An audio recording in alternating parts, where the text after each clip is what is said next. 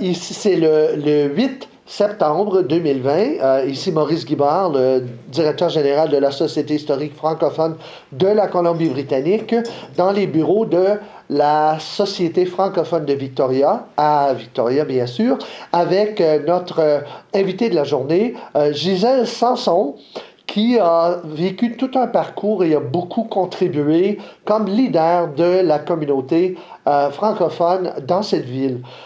Donc, bonjour et merci d'être là pour nous, Madame Sanson. C'est un plaisir d'être ici. D'accord. Oui. Il faut dire aussi que vous êtes membre honorifique en plus de la Société historique francophone de la Colombie-Britannique. Et il y a des raisons évidentes qui vont se poser durant notre conversation justement pour cette désignation. Merci bien. Donc, avant de parler justement de votre parcours dans la francophonie de la Colombie-Britannique, pouvez-vous nous dire d'où vous venez au Canada? Le Grand Montréal. Le Grand Montréal. D'accord. Paroisse Saint-Pierre-Claver. D'accord. Rue Partenay, Guilford, Delormier, Mont-Royal. Aujourd'hui, c'est un quartier qui est plutôt rénové et un petit peu plus fancy. Non, c'est de ce coin-là que je suis. Je suis arrivée à l'hôpital Notre-Dame, comme tout le monde. Les enfants arrivaient à cette époque-là, 1942. C'est au mois d'août. Et puis, bon, alors, je suis allée dans les écoles aux alentours de là. Évidemment, la paroisse Saint-Pierre-Claver, baptisée là. Maternelle un peu plus loin. Je connais très bien le quartier aussi qui suivait l'école Stanislas, puis tout ça, là, les autres. Là. Michel Tremblay, quand il rappelle le coin, je sais où est-ce que c'est parce que j'ai vécu la paroisse voisine et j'ai même été étudiée aussi chez les sœurs de celles qui faisaient de l'enseignement pour l'économie familiale, tout ça. Alors, j'ai beaucoup été dans ce grand coin-là. Et vous avez été là pendant jusqu'à quel moment de votre vie? Jusqu'à temps que ma maman décède. Alors, j'avais 12 ans quand maman est décédée. Alors, donc, elle avait quelque chose qui s'opère très facilement maintenant par les grands cardiologues. Mais à l'époque, elle n'avait pas le cœur assez fort pour avoir cette intervention-là au niveau des valvules, tout ça. Alors donc, mais oui, on l'a perdu en 1954. Et là, c'était un changement. Et là, papa, comme maman m'avait placé chez les Sœurs des Saints-Noms de Jésus-Marie sur la rue Mont-Royal, qui était pas loin, alors je marchais de chez nous à Mont-Royal. Papa a fait un arrangement avec les religieuses pour que je devienne une pensionnaire là-bas. Alors là, j'ai étudié là et j'étudiais le piano aussi. Et quand j'ai fait les 4 premières années on appelait ça le classique, là, tu sais. J'ai juste fait les 4 premières années, mais j'avais l'année de piano qui était aussi assez avancée. Et là, quand j'ai perdu maman, j'avais mon professeur de piano qui est devenu comme ma marraine. Si j'avais confiance en elle. Ça fait que là, quand j'ai eu fini, en 1958, je graduais de la moitié du cours classique, en fait. Et puis là, Sœur Renée du Sacré-Cœur, elle avait proposé aux religieuses qui étaient directrices de la grande école de musique de m'envoyer à Windsor, Ontario, pour aller faire une année d'enseignement de piano aux petits et finir, moi, un degré de 9e année piano.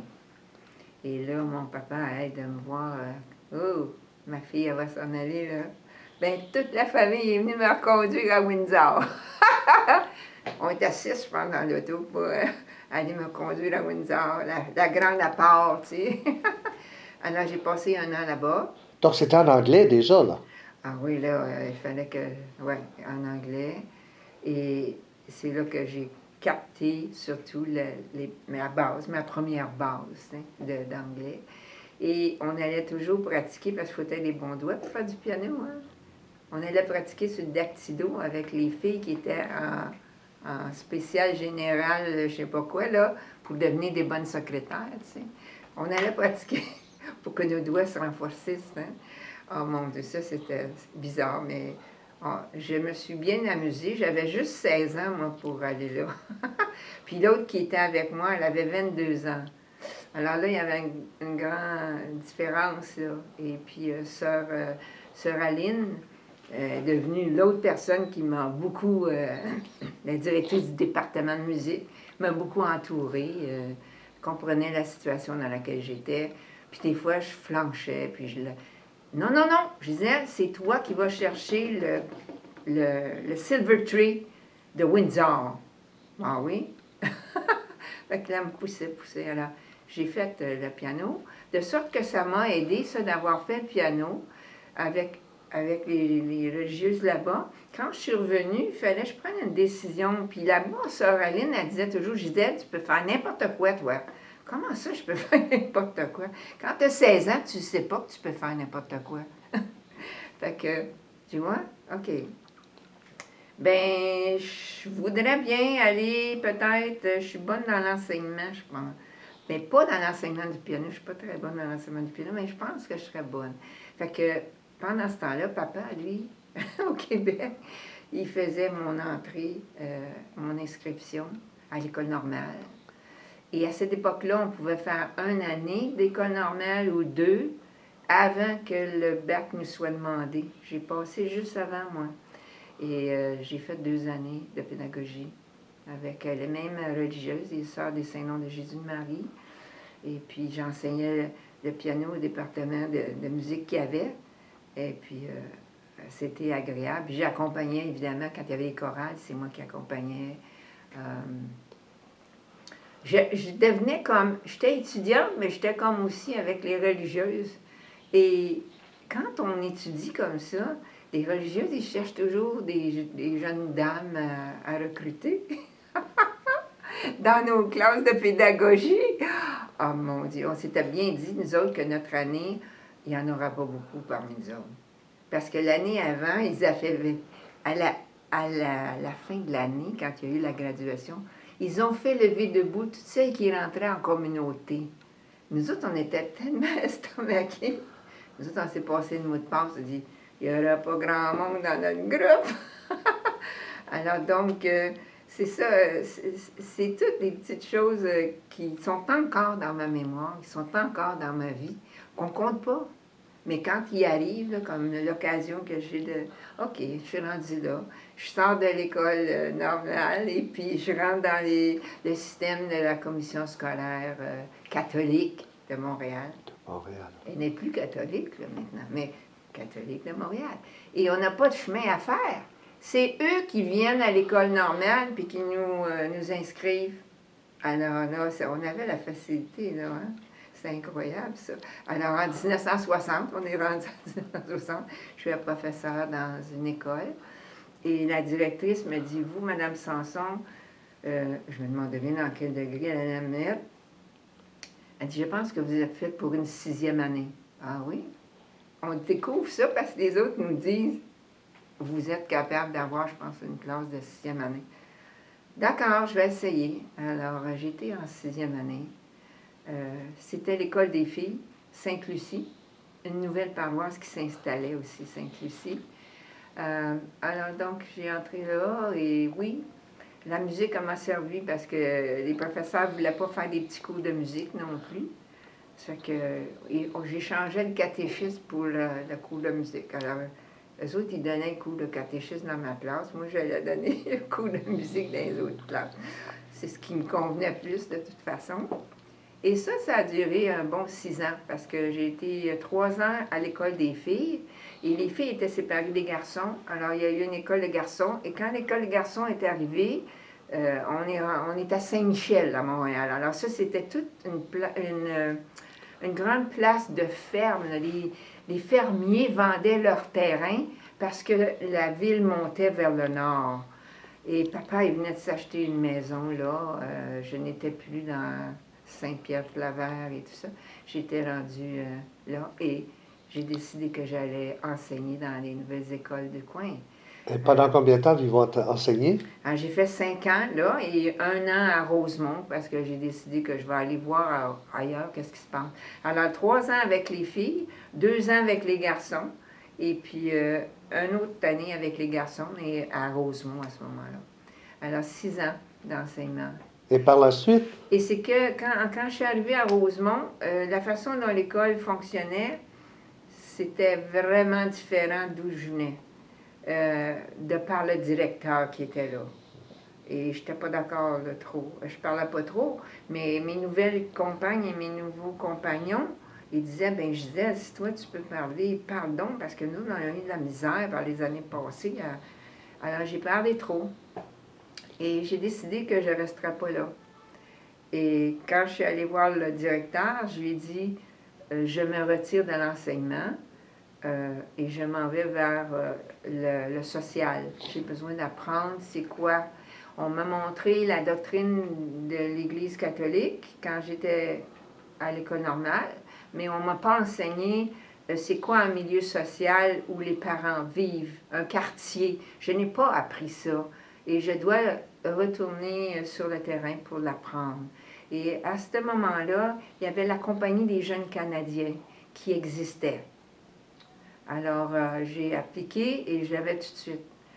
Alors, c'était une très bonne expérience. J'entrais dans un milieu que je ne connaissais pas du tout, avec une jeunesse qui était un peu plus jeune que moi et qui me faisait découvrir justement cette évolution dans laquelle il s'en allait. Et est-ce que moi j'embarque, est-ce que je fit, est-ce que, tu sais, on se pose toutes ces questions-là. Et j'ai été estomaquée la première fois qu'on va, on est quatre choisis. Et on nous dit, à la Compagnie des jeunes Canadiens, voici, vous devez vous en aller à la ville de Joliette par vos propres moyens. On ne s'occupe pas des billets, rien de ça, mais on va vous les payer. De toute façon, vous organisez votre départ. Il faut vous en aller trouver une place là-bas pour vous installer. Alors, on est 3 filles, un gars. C'est le quatuor. Et on part, on prend l'autobus, on arrive là-bas, on cherche où est-ce que ça serait. Mais... Et là, c'est le temps aussi de la grande exposition qu'on a à Montréal, la même année. Puis tous les gens qui venaient à Montréal se trouvaient des places pour rester. Il y en a qui étaient même à Joliette, chez les pères du Saint-Sacrement, avec des chambres à louer pour les gens qui étaient visiteurs. Fait que là, on a dit, ben c'est facile pour nous autres, on va aller voir, on va dire, nous autres, on visite. Pouvez-vous nous louer une chambre? Et là, c'est la Compagnie des jeunes Canadiens qui allait de toute façon défrayer le coût de ça. Fait qu'on a été mêlés avec les pères du Saint-Sacrement tout l'automne. Et on nous avait dit comme mission, vous découvrez quelque chose à Joliette dans laquelle vous pensez que vous pourriez vous introduire et faire un projet. Les 4, et on était comme, c'est donc bien fou cette affaire-là. Mais chacun a eu son idée. Il y en a 2 qui ont eu plus de misère, mais moi puis le garçon, on était sur le terrain, puis on était déjà rendu. Lui, il était parti dans une école où il y avait de l'enseignement au secondaire, et il s'en allait pour faire des projets avec eux autres. Puis moi, je m'étais dit, moi, je vais aller voir les religieuses, je vais aller voir au niveau pauvreté et tout ça, qu'est-ce que c'est qu'on peut faire socialement. Alors, il fallait bâtir notre projet. Puis là, il fallait être en ligne avec Montréal, la Compagnie des jeunes Canadiens. Alors ça a été quelques mois. Et quand c'est arrivé novembre, on était obligé de prendre une position. Il y avait une grande assemblée générale de tous ceux qui appartenaient à la Compagnie des jeunes Canadiens. C'était un rassemblement immense. On s'est tous rassemblés là. Et là, c'est bizarre parce qu'il y a M. Bonin, il arrive, il dit, « Vous êtes professeur, vous? » « Oui, j'ai fait de l'enseignement. On a besoin de vous. » « Ah oui? Pourquoi? » « On veut travailler à la protection du consommateur. » « Oh, ça m'intéresse parce que je suis dans le social pour apprendre. C'est quoi? » « OK, ouais, c'est intéressant, ça. Parle-moi en plus la prochaine fois. » Et ça s'est enchaîné, paf! On est rendu avec le syndicat de la CSN et André Lorrain qui est avec eux autres. ils proposent qu'il y ait beaucoup de coopératives d'habitation. Ah, wow, oui, c'est intéressant ça. On doit avoir une formation pour les gens qui veulent s'impliquer dans cette affaire-là. On travaille à la protection du consommateur, puis on pense aux formules coopératives d'habitation. Deux beaux domaines qui me fait vibrer très fortement et j'embarque complètement là-dedans. Et je me retrouve avec Pierre Marois, qui est l'avocat, qui était un péquiste, qui était avocat avec la CSN. Je découvre tout ce monde-là et ça, c'est merveilleux d'être avec les jeunes qui sont différents de toi, qui sont plus jeunes que toi. Et ils s'en passaient des bonnes, là, hein? Ça fumait aussi, puis ça se... Oh, bonjour, tu peux faire l'amour, parce que l'amour, c'est comme dire bonjour à quelqu'un. Je suis, wow, excusez-moi, moi, je suis pas tout à fait dans votre ligne, mais en tout cas, oh oui, non, on était flyés, ça se pouvait pas. Mais je découvrais toute cette partie que je voulais avoir. Alors donc, je suis restée, et un jour, je dis, bon, je vais aller faire un petit voyage aux îles de la Madeleine, là. Puis je reviendrai. Pierre Marois me dit, ah, c'est correct, on permet la disparition. Ah, ok, c'est correct. Et quand je reviens, Pierre Marois me dit, les associations pour la protection du consommateur, on se fait maintenant une association qui va les coiffer toutes, là, parce qu'ils n'avaient à différentes places, ils avaient multiplié l'installation. Gisèle, j'ai interrogé tes collègues pendant que tu étais partie. Ils sont tous d'accord pour que tu prennes le poste présider Montréal. La protection du consommateur à Montréal. Wow! Il dit, ça va être une bonne transition. Gisèle, ils sont d'accord pour la plupart que tu es quelqu'un qui peut... OK. Alors, j'ai fait ça pendant 1 an et demi. Et là, j'ai dit, ben, ouais, Pierre, je vais être obligée de vous laisser. D'abord, j'ai l'idée de quelque chose qui va m'attirer énormément. C'est que Jeunesse Canada Monde vient d'ouvrir et puis c'est parti pour l'extérieur du Canada et ça me plaît énormément. Et j'ai fait 1 an et demi. Je dois te dire que pour la protection du consommateur à Montréal actuellement, les syndicats qu'on a fait tout le tour, tout ça, on a besoin de quelqu'un qui est formé social, la formation sociale, qui connaît le quartier, c'est quoi, comment on travaille avec Montréal. Pour moi, c'est trop gros, travailler avec Montréal. Alors donc, on avait des étudiants qui étaient avec nous aussi et qui étaient des spécialistes dans le domaine. Alors moi, je voyais que je manquais trop, là. Je ne pouvais pas dire je vais rester.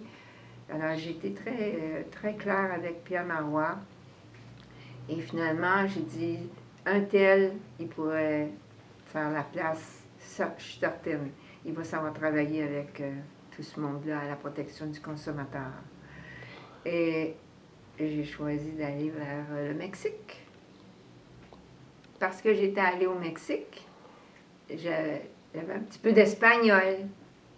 Et quand j'ai vu que c'était ouvert, Jeunesse Canada Monde, j'ai plongé. Et là, on m'a dit, mais là, on a besoin de celui qui va être en charge du projet du Mexique. J'ai dit, ben vous êtes fou un peu, là, parce que vous ne connaissez pas le Mexique, vous. Si vous voulez nommer une femme toute seule qui va être en charge d'un projet pour aller au Mexique, hein, ça ne marchera pas. Vous êtes mieux d'avoir un couple ou bien un gars. On n'est plus rendu encore tout à fait à la femme peut rentrer au Mexique puis gérer des choses. Non, non, non. Alors donc, là, on s'en va au Mexique, mais il dit, ben, tu ne pourras pas venir là, si tu ne veux pas prendre ce poste-là. Ben non, mais je viens de te l'expliquer, là, c'est pas possible, tu ne peux pas mettre une femme. Si tu mets une femme, il faut que tu mettes un homme avec. Bon, finalement, il me rappelle 2 semaines plus tard, je dis, non, il m'a flushé ou bien quoi? Non, non. J'ai rentré, mais j'ai dit, c'était exactement ce que je vous demandais. Je sais que je peux être un agent superviseur d'une petite section de participants. Pas de problème. Alors donc, je suis devenue une personne qui accompagnait un petit groupe. Alors donc, on avait 4 groupes dans notre groupe qui s'en allait au Mexique. Alors, donc, j'étais un des superviseurs, puis on avait le couple coordonnateur. Et où est-ce que c'était au Mexique? Mais là, au Mexique, ça dépendait de qu'est-ce que c'est qu'ils avaient travaillé comme projet, parce qu'il y avait des éclaireurs qui étaient allés un an avant pour voir. Et puis, dans quoi? Dans le social, qu'est-ce qu'on ferait? Qu'est-ce que les communautés ont besoin au Mexique? Parce que nous autres, on ne connaît pas grand-chose, là. Puis on s'en va avec les gens de la base, vraiment, là, dans des petites affaires qui sont des petits villages, là, tu sais. On ne sera pas dans le luxe, là. Et il fallait préparer nos gens aussi, on ne s'en allait pas là-bas pour avoir tout ce qu'on voulait avoir, là. Il fallait se dire, tu sais, c'est comme si on traînait une valise, mais je veux dire, on ne traîne pas une chambre, là. On va coucher là où on couche, là. Ouais. Donc, vous avez passé combien de temps là-bas? On est arrivé, ben on s'est préparé, hein, à l'automne, on a préparé quels sont ceux qui s'en viennent avec nous autres, 4 équipes, d'où ils viennent. Ben, j'aimais beaucoup comment le Jeunesse Canada Monde avait son programme. Il était long, par exemple, il couvrait 1 an, imagine-toi, 1 an. Alors, c'est sûr qu'après l'expérience de 2-3 ans, ils ont commencé à rétrécir ça à moins, là. Mais en tout cas, pour la première année pilote, on avait du stock à faire, je garantis. Là, on avait des projets au Canada parce qu'il y avait quelques Mexicains qui s'en venaient nous retrouver. Alors donc, on s'est branché à différentes choses. Puis après ça, à Noël, ils s'en allaient dans leur maison, préparer d'autres bagages pour s'en aller au Mexique après les fêtes. Et là, on avait 4 programmes précis là-bas. Alors donc, c'est ça, ils ont appris l'espagnol avant de s'en aller là-bas à l'automne. Mais vous étiez au Mexique durant ce temps-là ou? Non, on était ici. OK. Ici, voulant L'accueil dire de Montréal. nos Canadiens, Montréal. les Canadiens qui venaient de toutes les provinces. Et il y avait un système de choix aussi vraiment bien organisé pour chaque province. Alors donc, on avait des jeunes de chaque province. D'accord. Et là, ça, là, déjà, c'est un boulot. À l'automne, les gens de l'île du Prince-Édouard ne connaissent pas les gens de la Colombie-Britannique. Ils ne parlent pas de la même manière que l'Alberta. Puis le Québec ne parle pas anglais. En tout cas, ça fut comique. Une rencontre qu'en fait, tout le monde se découvre en même temps. Les gars, les filles, comment qu'on gère ça? Les 4, nous autres, avec le couple le coordonnateur. Ah non, j'ai appris énormément. Puis surtout qu'eux autres tiraient du jus de ce qu'on faisait. C'était la première année. Alors, ils allaient baser qu'est-ce qui allait venir par la suite sur l'expérience 1, là. Puis on était 4 groupes, donc il y en avait dans d'autres pays aussi, là. Alors, le Mexique, ben ça a duré 1 an complet. On était exténués. On était là 24 heures par jour, tout le temps. De temps en temps, on était retirés, les responsables de groupe, parce qu'on était avec une responsable mexicaine du groupe mexicain qui faisait les mêmes genres d'associations que les nôtres aussi. Alors, quand on partait pour une réunion d'ensemble, on savait que celle qui supervisait, la Mexicaine, était là, elle était devenue mon amie, finalement. Alors, je la laissais, puis si tu as quelque chose, rejoins-moi à Mexico pendant la réunion, on réglera ça. Comme exemple, dans un groupe, il y a un couple, parce que nos jeunes, c'est des gars et des filles, il y a des petits couples qui se font. Il y a des petites passe-passe, puis là-bas, on a bien dit, la drogue, on en a donc parlé avant de partir. Donc, après votre séjour au Mexique, vous êtes arrivé à Ottawa. Mais oui, parce que je vais être une infirmière communautaire. Et d'Ottawa, après avoir tout fait le cycle voulu, ben non, j'irai pas en bateau, là, mais je traverse au Québec, parce que c'est Gatineau. Et là, c'est ça, il va y avoir un cours spécialisé pour le service communautaire pour les infirmières. Alors j'y vais, c'est sûr, je suis acceptée. Même si je viens de finir de l'autre côté en Ontario, on m'accepte tout de suite, oui, à cause de l'expérience que j'ai eue par le passé. Alors donc, je dis qu'il y a une expérience pilote qui s'installe dans l'Outaouais. On ouvre des CLSC, des centres locaux de services communautaires. Et c'est une expérience pilote pour la province de Québec. Et là, ils vont choisir des gens qui ont leur formation. Et je l'ai.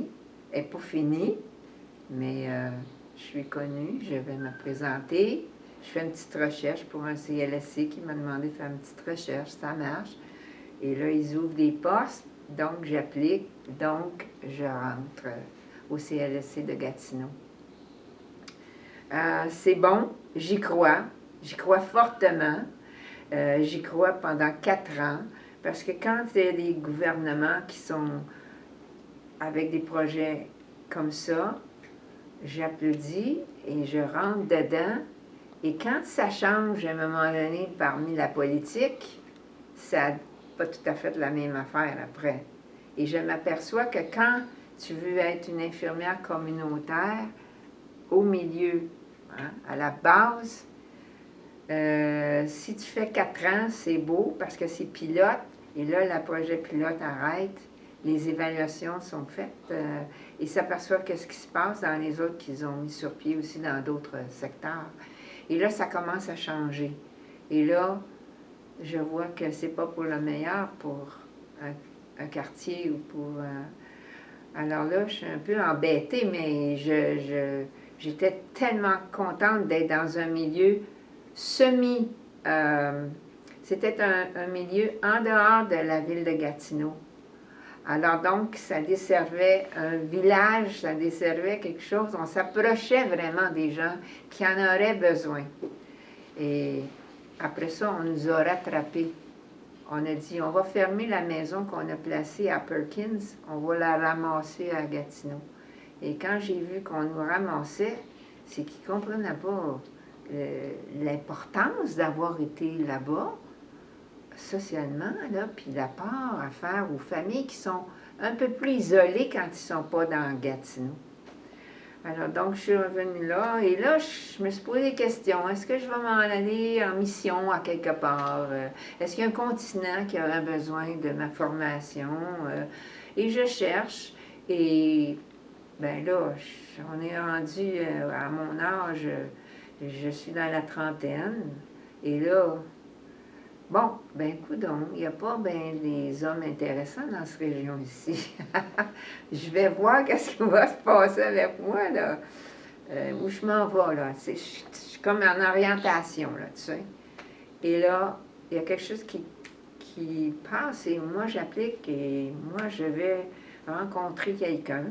Et puis, à cette époque-là, il y avait, oui, cette agence où ils ont des personnes aussi, ils connaissent des personnes, ils ont un cahier avec des... Vous avez telle chose, alors voulez-vous faire partie de notre cahier? OK, j'embarque dans le cahier. Et puis, bon, je rencontre 3, 4 hommes du coin et d'Ottawa et de Gatineau. Et puis, je m'occupe du syndicat pendant ce temps-là, moi, pour le CLSC. Alors, je pars pour Québec, pour le syndicat. Je reviens, je rappelle l'agence, puis je dis, peut-être vous m'avez manqué, là, moi j'étais à Québec pendant ce temps-là. Elle dit, bien, je vous ai trouvé quelqu'un, je pense. Ça pourrait bien être quelque chose qui pourrait marcher. Oui, OK, j'accepte. Alors, c'était Jacques Vallée qui est arrivé sur mon plancher. Et puis là, ah oui, OK, c'est correct. Moi, j'étais surtout surprise par sa job.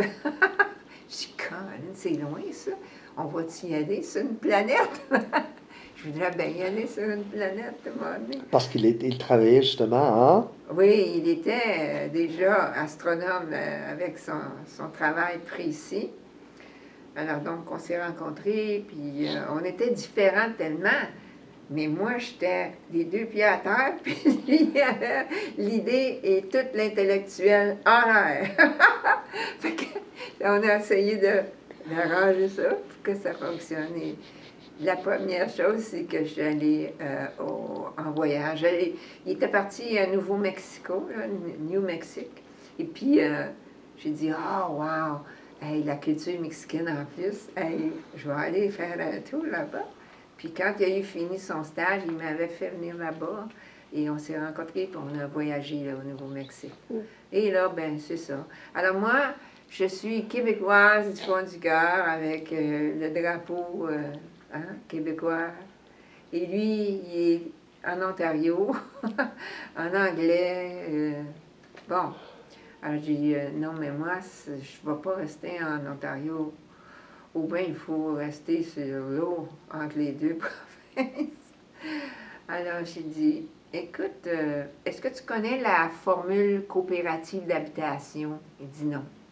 Mais j'ai dit, je sais que l'autre bord, là, parce que je connais les coops, il va y avoir une coop qui va se bâtir, qui va être pour les francophones en Ontario. Alors, si ça t'intéresse, tu vas voir, il va y avoir une présentation. Si ça te plaît, moi, c'est la seule raison qui pourrait me faire traverser en Ontario, c'est la francophonie. Parce que de toute façon, mes votes, tu sais, pour la politique, ça me décevait. Ça ne marchait plus là, au Québec, là, les votes. Là. On ne rentrait plus. Là, le Parti québécois, là, il prenait un petit pas derrière. On a dit. Fait que j'ai dit, la francophonie peut me faire traverser. Et voilà.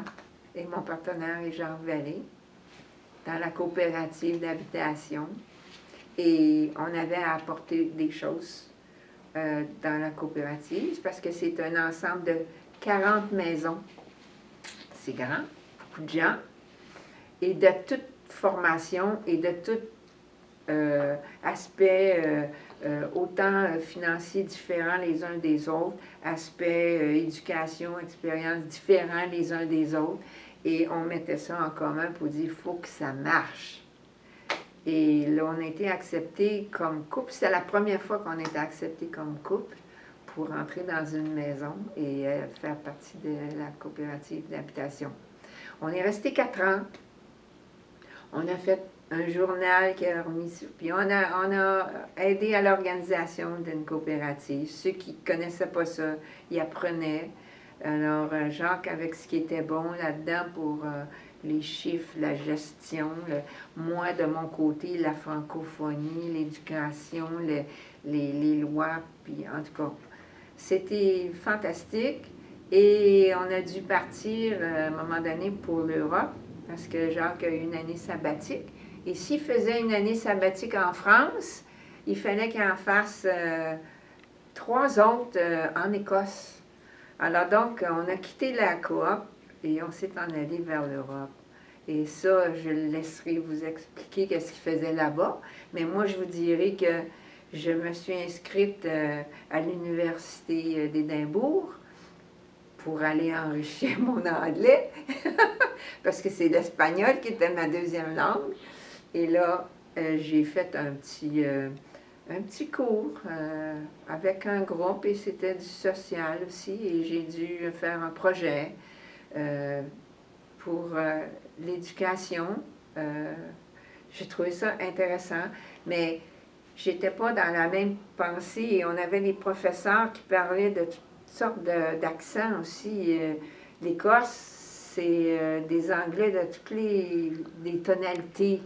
Alors, je vous garantis que souvent, j'ai regardé par la fenêtre pour examiner plutôt le site de l'université plutôt que d'écouter le professeur. Et quand je posais une question en anglais, c'était comme mes mots montaient au plafond et puis que je n'avais pas la vraie réponse à ma question parce qu'elle était mal comprise. Mais malgré ça, mon professeur et ceux qui me coordonnaient, ils me trouvaient extraordinaire que je sois une Québécoise ici en train de faire... On était juste 10 dans la classe pour faire ce défi-là. Alors donc, je disais, nous autres, on ne pourrait jamais décider qu'on s'en va en France pour faire un projet en français. Alors, ben, je suis devenue amie avec tous et j'ai passé par la peau des fesses à la fin de mon 2 ans. Mais j'ai réussi. Et j'ai fait ma place et puis j'ai conduit à l'Université d'Édimbourg. Et quand on est revenu, c'était facile, j'avais une plume de plus à mon chapeau. Alors, j'étais à Ottawa parce que de là-bas, on a appelé et on a dit « Allô, la coop, on s'en vient, avez-vous une maison de libre? On va rentrer. » Ah, c'est pas pour combien d'années, mais On va rentrer si vous nous acceptez. Ah oui, bravo, vous vous emmenez. On est rentré à la coop d'habitation. Et là, moi, j'ai trouvé un travail tout de suite. C'était case manager en santé. Case manager veut dire que tu es celle qui, quand il y a des personnes qui sortent de l'hôpital et qui ont un plan d'installation à la maison ou un plan quelconque, il faut que tous les intervenants qui sont demandés pour faire marcher le plan de santé soient là, aient des réunions, etc. Alors, je suis devenue une superviseure pour le quartier où ça parlait au moins 55% français, la place Vanier avec l'hôpital de Montfort. Et puis, je suis rentrée là et j'ai fonctionné pendant encore 4 ans. Et là, on est parti vers l'ouest. Qu'est-ce qui vous a amené vers l'ouest, justement? Mais c'est parce que le département d'astronomie et tout ce qui va avec astronomie allait déménager. Alors donc, on déménageait, mais où? Ah, on s'en venait à l'extrême ouest du Canada. Et on allait où? Est-ce qu'on allait dans quelle ville?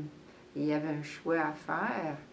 Et puis là, ça a été Victoria que le chef a choisi. Et Jacques était un des jeunes qui était rentré parmi les derniers. Alors donc, est-ce qu'il était pour être dans l'équipe qui allait partir avec eux autres ou pas partir?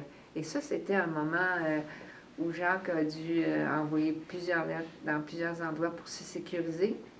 Mais finalement, oui, on va partir. OK. Est-ce que je m'en vais ou si je reste, je reste dans l'Est ou je m'en vais dans l'Ouest? Alors là, c'était une question de réflexion. Et ouais, finalement, je dis, OK, je vais y aller, mais pour la francophonie. Alors, ça a toujours été un thème dans ma vie, on peut le voir, c'est francophonie en grosses lettres majuscules, c'est tout le temps ça qui m'a dirigée. Et puis, on est arrivé ici, et on s'est trouvé une place et tout ça. Et je savais d'avance, parce qu'on fait une recherche pour une maison avant d'aller s'installer avec eux autres, et puis on est venu voir, puis s'installer. Et déjà, j'avais découvert plein de choses. Je savais qu'il y avait une école en français. Il fallait que je sache tout ce qu'il y avait en français ici. Puis quand je suis arrivée, ben j'ai pas eu de problème. J'allais tout de suite, j'ai téléphoné et c'est Denise Branter qui m'a répondu. C'est à l'école, ça, donc? Oui, à l'école Tavardard. Puis je dis, je peux être bénévole, je suis une éducatrice spécialisée autant en éducation que d'autres domaines. Alors, je peux être bénévole. Bien, elle a dit, Madame, prenez vos papiers et allez les déposer au 61. Qui est quoi, le 61? C'est celui qui gère le district éducatif de où se trouvent les écoles alentour de Victor-Vaudard. Et puis, oui, je suis embarquée. Puis, c'est ça. Alors, j'ai fait une dizaine d'années. Vous avez été embauché tout de suite, donc? Oui. Ouais. Oui, tout de suite. Et j'hésitais parce que je disais à l'école ou à la base, parce qu'à un moment donné, je suis partie pour le Québec. Et quand je reviens, Jacques, il dit, il y a quelqu'un qui voulait que tu le rappelles. Il est à la base, ils enseignent le français à la base. Ils ont besoin de quelqu'un. Ah, OK, je vais téléphoner. Et je suis allée à la base travailler avec quelqu'un qui voulait partager sa tâche d'enseignement. Alors, on a travaillé moitié-moitié avec un groupe de gens qui s'en vont vers des postes d'officiers. Et puis, mais je ne pouvais pas avoir une permanence, donc c'était pour un certain temps. Et puis là, j'hésitais entre l'école ou la base. Est-ce que je devrais persister pour la base? Et j'ai opté pour l'école. Alors, donc, 10 ans. Et puis, entre-temps, il y avait Réseau Femmes, parce que j'étais ouverte à d'autres choses. Il y avait Réseau Femmes qui se remettait sur pied parce qu'il y avait eu un gros problème. Ils étaient passés par une gestion difficile à un moment donné. Il y avait eu plein de choses. Et là, ils étaient ici pour la remettre sur pied. Ils ont fait une grande réunion. J'ai décidé que j'y allais. Je me suis embarquée dans Réseau Femmes avec Chantal Lefebvre qui a accepté, elle, de prendre Victoria pour en faire un bon groupe. Et puis, j'ai dit, ben je vais te soutenir, je suis là. Alors, c'était important, ça, Réseau Femmes, pour moi. J'étais déjà dans des milieux de femmes au Québec. Vous avez apporté un T-shirt dont vous faites don à la Société historique francophone. Oui. Racontez-nous un peu, montrez-nous-la et Oui, ben expliquez-nous de oui. quoi il s'agit. Ben ça c'est ouais, à l'époque, ben, je vous ai dit que Denise Branter était là quand je suis arrivée. C'était Mais pas après ça, il y a eu différents autres directeurs et directrices. Et Madame Massé est passée.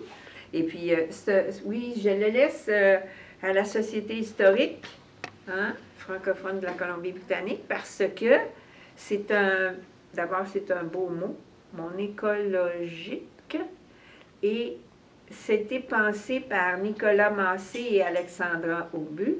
Et c'était quelque chose qui était ouvert pour ceux qui voudraient peut-être faire une œuvre artistique. Alors, c'est très, très beau.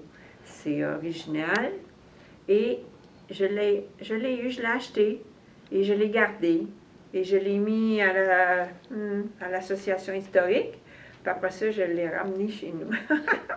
Puis là, ben, j'en fais don à la Société historique. Et c'est tout à fait apprécié. Qui aurait porté ces T-shirts-là à l'époque? Ben là, c'était surtout les étudiants du secondaire, ceux qui étaient avancés au secondaire, là, tu sais. Parfait, merci. Ouais, très, Merci très bien. beau. Alors voilà. Donc, pendant que vous étiez toujours à l'école Brodeur, vous participiez avec un Réseau Femmes. Autre chose dans la francophonie de Vancouver, je crois que ça ne s'est pas fini là. Oh non, ça n'a pas fini là, c'est sûr. Réseau Femmes, comme on était des groupes de bénévoles ici à Victoria, donc il fallait se transporter, tu sais, on se passait la plume, disons, ou on se passait le bâton. Alors donc, j'ai travaillé avec les autres qui ont pris, et ça existe toujours, c'est ça qui est merveilleux. Il y a ça dure, il y a une durée là, qui s'est installée pour Voilà. Réseau Femmes à Victoria. Alors ça, c'est merveilleux.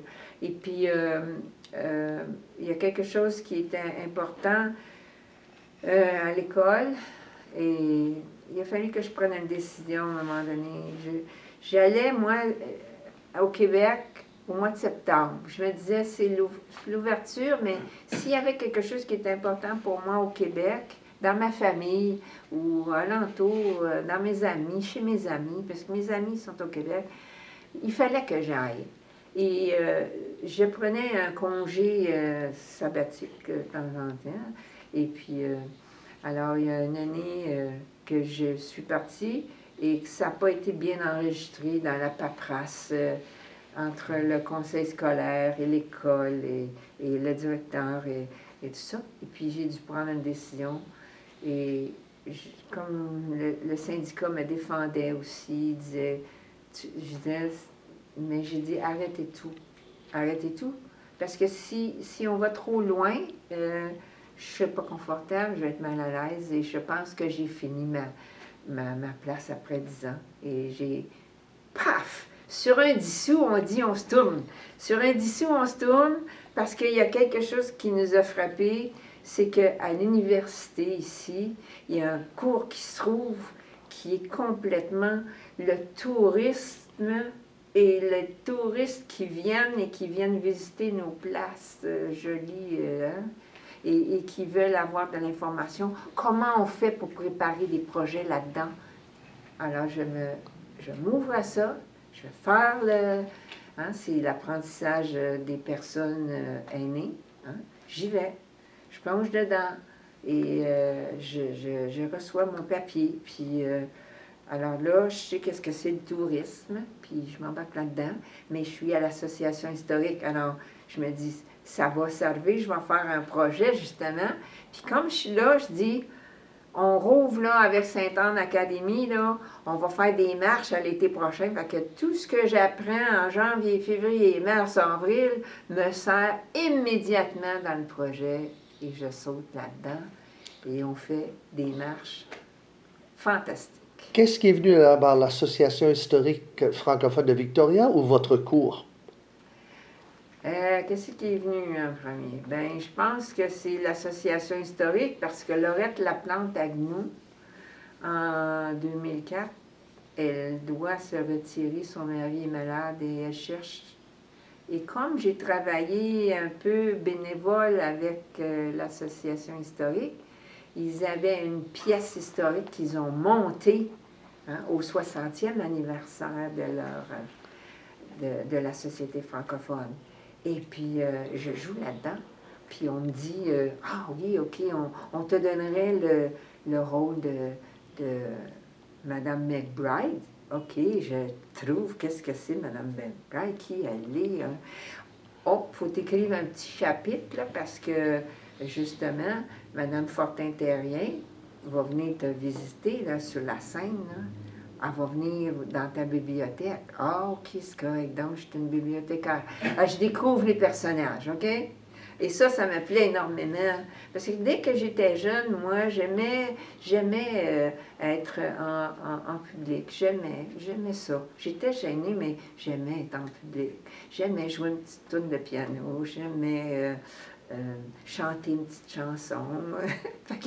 C'est encore en moi. Et je m'exprime toujours quand je parle aussi. C'est gestuel, mon affaire. Et puis, bon, elle a donc Laurette Laplante-Agneau, que je connais, et avec qui j'ai collaboré, tous ces aînés-là, parce que je suis une jeune aînée, là, moi. Alors, tous ces gens-là, c'était merveilleux, la pièce. Et en 2004, elle dit, Gisèle, t'aimerais ça savoir qu'est-ce que j'ai dans mes archives? Oui, oui, oui. Alors, elle me prend en passant, elle m'explique ça. Je dis, oh mon Dieu, c'est compliqué, mais c'est intéressant. Et elle dit, mon mari est malade, tu le sais, tu le connais, et je dois partir.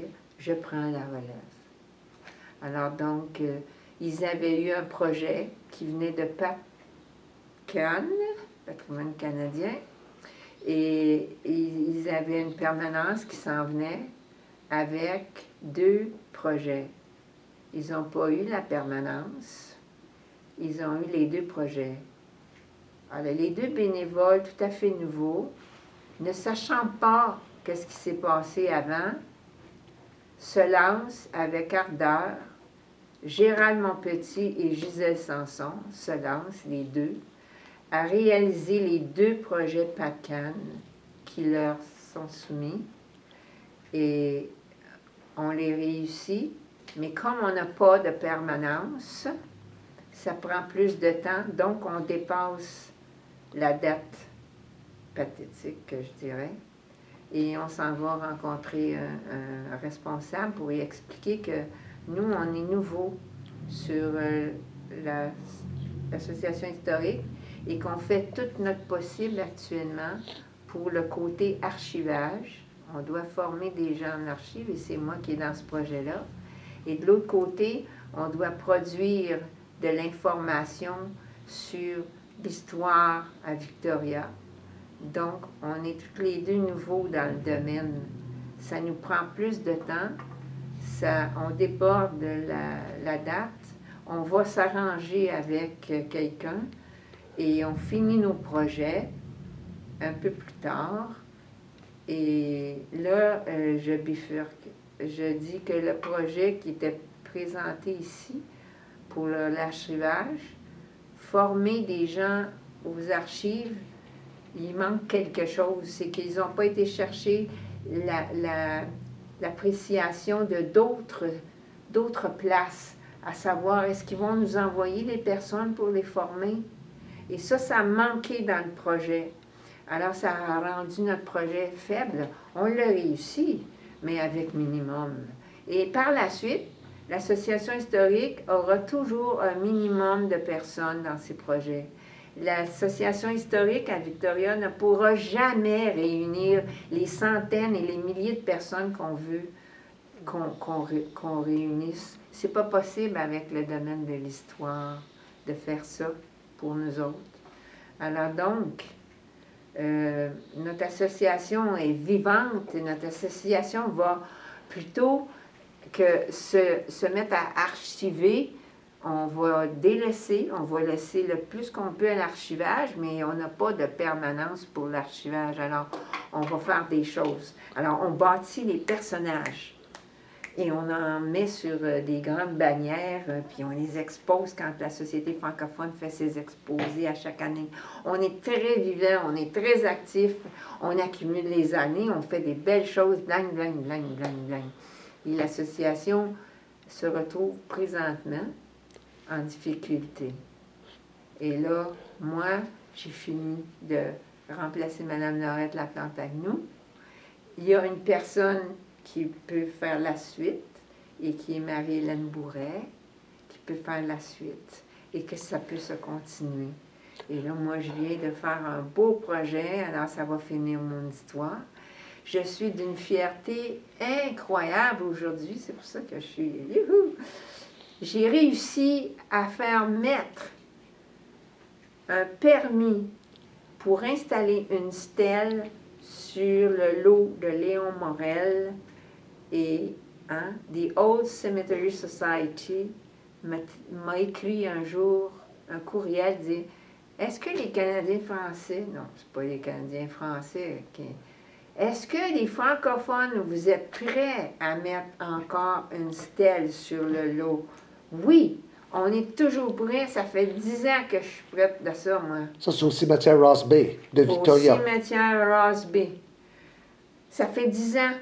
C'est que quand Mme Laurette Laplante-Agneau m'a laissé, elle a laissé une liste là, sur un petit papier comme ça, sur une petite tablette de maille, choses à faire. Et les choses à faire, c'était de mettre une stèle sur le lot de Léon Morel. Bon, mais je l'ai présenté à Patrimoine canadien, ce fut ma déception qu'il ne soit pas accepté. Alors donc, j'ai attendu, parce que je me suis dit, il faut que je le fasse.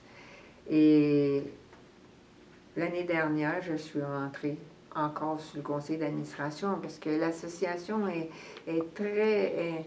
L'administration et les réalisations de projets, c'est pas la même chose. L'administration, ça a ses normes, ça a ses caractères.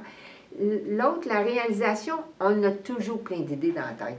On a toujours plein de beaux projets. On sait toujours comment aller le faire. Mais ça ne marche pas, l'administration, avec la réalisation.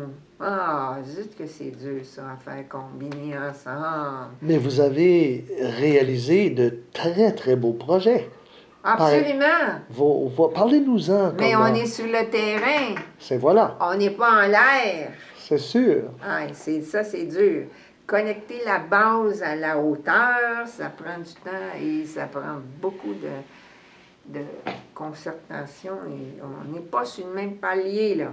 Alors oui, le premier, quand j'ai lâché là, la formation d'archivage pour les autres, là, puis que mon projet était en retard pour Canadien, là, ils ont dit on vous mettra une petite note dans votre dossier. Oui, on mettra. Mettez-là la petite note, qu'est-ce que vous voulez que je fasse? Bon, alors donc, je me suis virée et puis on a fait avec Ah, ça, c'est pimpant, là. Moi, autant Léon Morel m'énerve que Jolie de Lobinière, que j'adore. Je suis en amour avec Jolie de Lobinière. On est allé se ramasser à la maison du gouvernement pour faire la grande célébration avec... ça, c'est la résidence du lieutenant-gouverneur de la province. Voilà. Alors, Mme Campagnolo qui était là, ensuite M. Stephen Pointe, première femme, là, première autochtone, là. Nous autres, on arrive avec Jolie de Lobinière, on leur fait connaître ça. On a un beau petit vidéo là-dessus, c'est fantastique. Mme Campagnolo qui parle de Jolie de Lobinière, elle avait tout étudié, qu'est-ce qu'il avait fait. Qui a été lieutenant-gouverneur lui-même de la province, 1906, n'est-ce pas? Voilà. Oui, cette année, en 2020, on l'a célébré, mais accepté que la COVID nous a rabaissé les ailes. On ne peut pas aller à la maison du gouverneur, elle est fermée.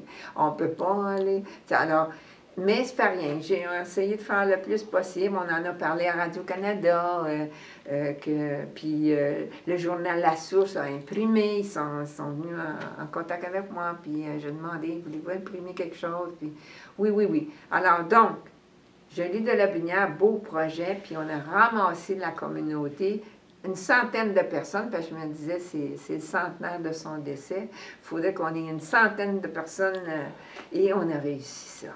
Et ça, c'était merveilleux. Et après, Bien, c'est là qu'à Sainte-Anne-Académie, on a lancé les marches. On fait les marches. Et ça a été populaire. Mais Sainte-Anne-Académie, ça, c'est l'endroit, la première école des Sœurs de Sainte-Anne en 1858, qui a pris une grande format, construction reconnue. Et elle est dans la fragilité aussi. Alors, l'association historique est dans la fragilité, Sainte-Anne-Académie est dans la fragilité, on est toutes fragiles en même temps dans la capitale de la Colombie-Britannique. Ça se comprend-tu, cette affaire-là? Ben non, ça se comprend pas. Mais en tout cas. Et on continue. On a fait avec eux autres, on s'est liés, puis on a déposé 2 beaux arbres l'année passée dans leur vieux verger de bien longtemps.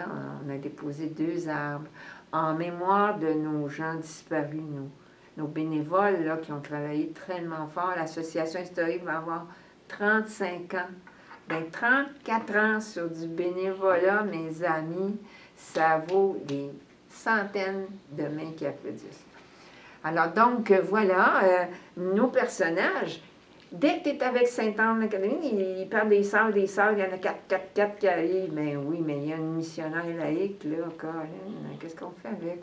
Hey, c'est une femme missionnaire laïque, votre première missionnaire laïque. Puis, elle n'est jamais marquée. C'est elle qui va faire vos commissions en ville. Au moment où tous les gars qui sont là, ils boivent un petit coup puis ils l'achalent. Voyons. Alors, on a mis Marie Mainville en premier. Puis sur les photos, si vous visitez ça, Sainte-Anne-Académie, vous allez voir que Marie Mainville, elle est plus grande que les autres. Et ça, c'est bravo, on l'a placée à sa place. Vous avez fait poser une stèle commémorative sur sa tombe aussi, n'est-ce pas? Non, pas sur sa tombe, non, parce qu'elle n'est pas morte ici.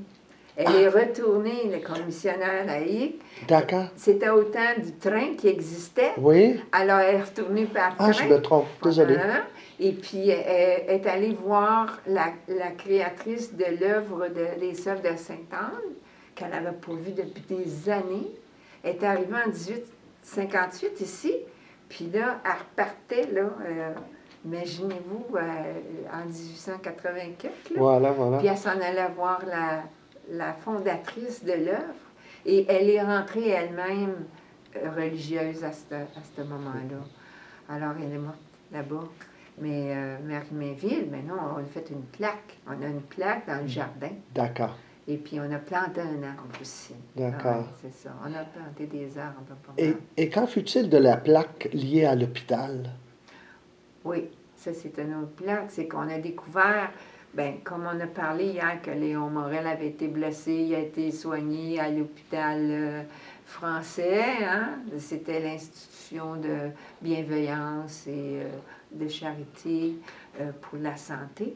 Alors, non, c'était important, ça. Alors, on est allé voir qu'est-ce que c'était ça.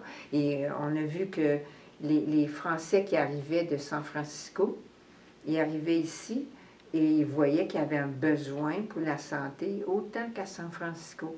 Et ils avaient participé à la formation de cette chose-là.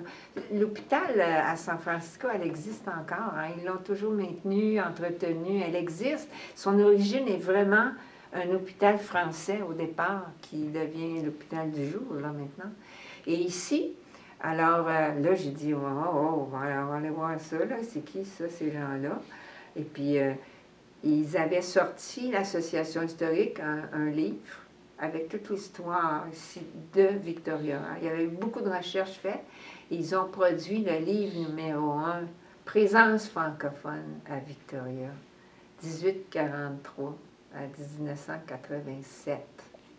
Il méritait un prix. Hein? Wow! Alors, ce livre-là, quand j'ai vu ça, j'ai lu, oh mon Dieu, ben oui, qu'est-ce que c'est cette affaire de l'hôpital-là? Alors, donc, on a décidé, ils ne savaient pas exactement qu'est-ce qu'on fêtait là.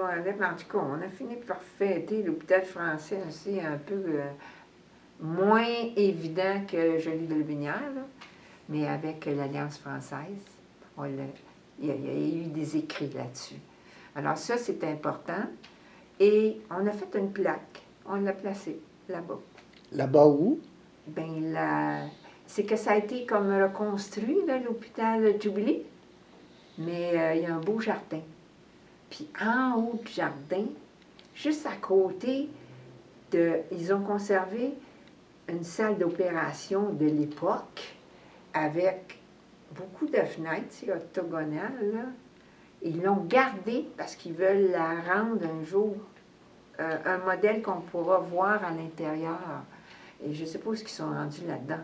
Mais juste sur le haut de ce jardin-là, notre plaque est là. On a fêté dans la petite église qu'elle a, la petite chapelle.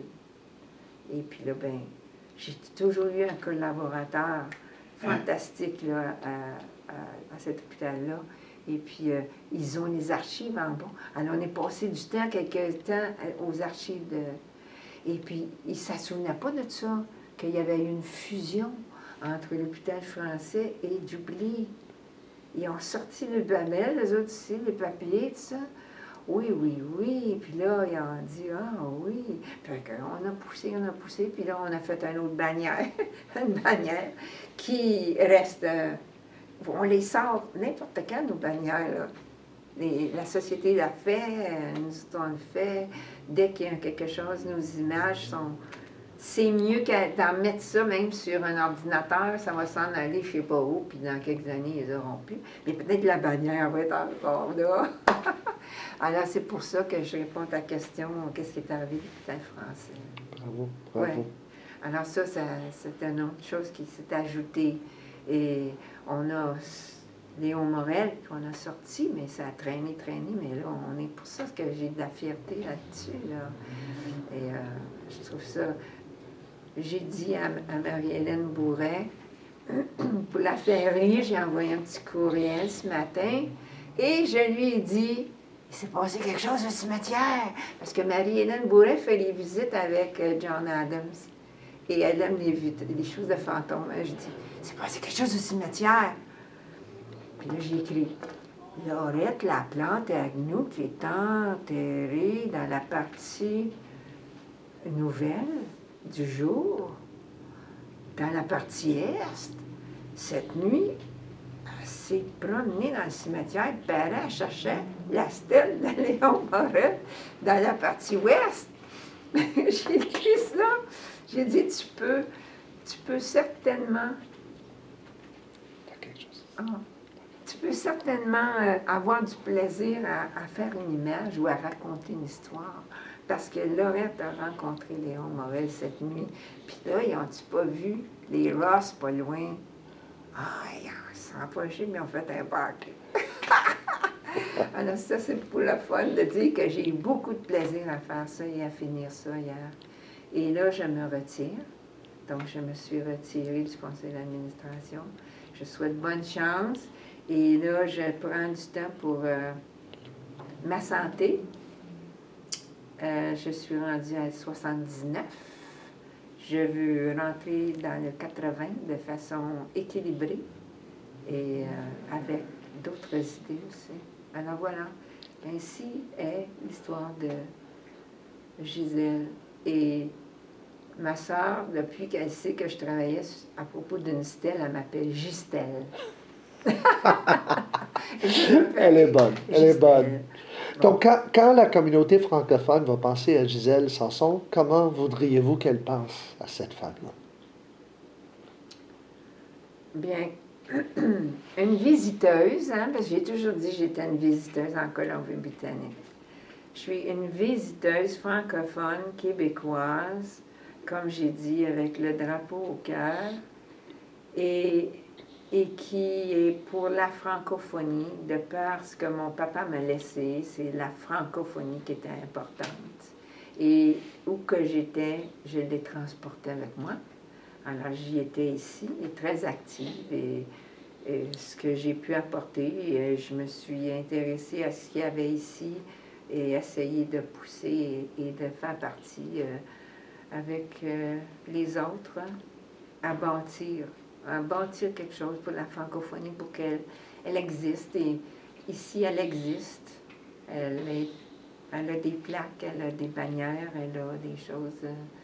Donc, l'imagination au profit de l'apparition de la francophonie. Il ne faut pas l'effacer jamais. Mais ici, c'est dangereux parce que ce qu'on écrit en français sur le sable, il y a une petite marée ici. Fait que la marée monte, ça s'efface, les gens ne s'en souviennent plus, ça redescend, il faut encore replacer les messages, replacer à nouveau les plaques, replacer les bannières, replacer les images, les photos. Il faut encore faire ça. Puis la marée va remonter encore. Mais j'espère que ça va rester. Ben, de ma part, en tant que collègue historien, n'est-ce pas, en tant que francophone aussi, Ouais. euh, c'est à nous de vous remercier pour votre parcours, puis les efforts immenses que vous avez posés pour maintenir justement cette mémoire et cette vie active aussi, Oui, oui. francophone en Colombie-Britannique. Euh, on espère avoir pu faire notre part pour reconnaître votre passage ici, d'une part en vous accordant vous reconnaître comme membre honorifique Oui. à tout jamais, et en plus en faisant les démarches pour faire de sorte qu'on vous accorde, et c'est ce qu'on a fait, la médaille de la reine du Du 60e. du 60e, du jubilé de la reine, Jubilé, voilà, ouais, c'est ça. qui était très bien mérité. Là, c'est l'ordre, la décoration civile la plus élevée du pays à ce Oui, moment-là. oui, Donc, un grand merci. ben, je remercie aussi la reconnaissance que vous avez de ce qui a été produit, c'est tout. Nous nous inclinons devant vous, madame. Oh, ben non, pas tant que ça. Relevez-vous, monsieur. D'accord, merci. J'ai pas besoin de ça. Sur ce, merci beaucoup, beaucoup de nous avoir accordé l'entrevue.